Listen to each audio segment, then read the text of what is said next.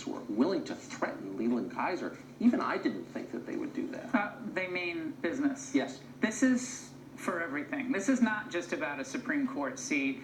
This is not just about one nomination. This is presaging what will happen in the next 15 months or so, leading all the way up to 2020. This is, this is it. This is beyond a street fight. This is all-out revolution against our constitutional precepts, against basic principles of fairness, against just goodwill towards someone who, as you said, has led an incredible life on the bench. I mean, this is a Bush nominee, basically. Right. I mean, I've known Brad, full disclosure, for almost 25 years, a long time. He's a terrific person. He's not the person who people thought is the most conservative jurist to put on the court, but the Trump administration picked him. I think they're glad they did, but imagine what they'd do to someone who was more conservative judicially or not a Bush nominee originally. So a lot of us are saying, look, this next nomination, if you have another nomination, don't play around here. Go for the best, most judicially reliable, conservative, originalist that you can find to put on the court, because it doesn't matter who you nominate. They're going to, they're going to run you over and then back up and run you over again. Do you think Republicans on Capitol Hill understand that?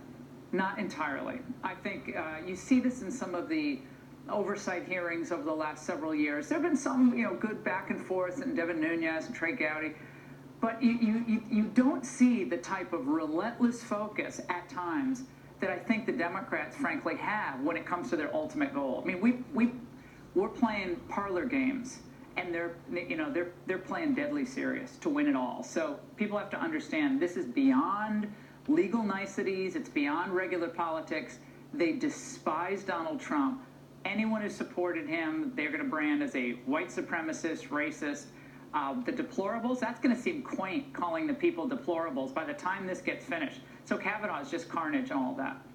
What kind of person would you have to be to threaten a single mom? Yeah, who's had some tough times, by the way. For sure. Chronic back problems, apparently, and all this stuff.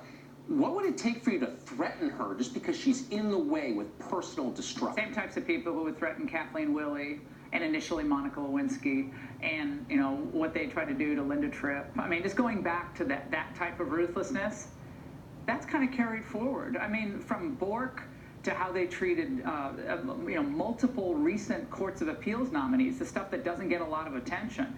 Deeply anti-Catholic bias in some of the ways they've attacked some of Trump's nominees. They will stop at nothing. For them, this is the whole shooting match. The Supreme Court in this next election will define the next generation. They know it. And so they're going to be prepared this time. So Republicans, conservatives, you better be prepared as well.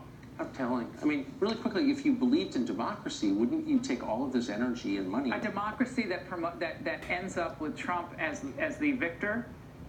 That's not what they believe. Because you would spend your time trying to convince the population of your cause, that you were right. It's a sign of their utter desperation, buybacks and gun bans and all. It's not getting them there. Beto's at 0% in the new NBC poll. So none of that's getting any traction. Elizabeth Warren has some bigger crowds, but this is peace and prosperity versus, carnage and calamity. I mean, they have nothing. So it's a divide and they hope conquer strategy.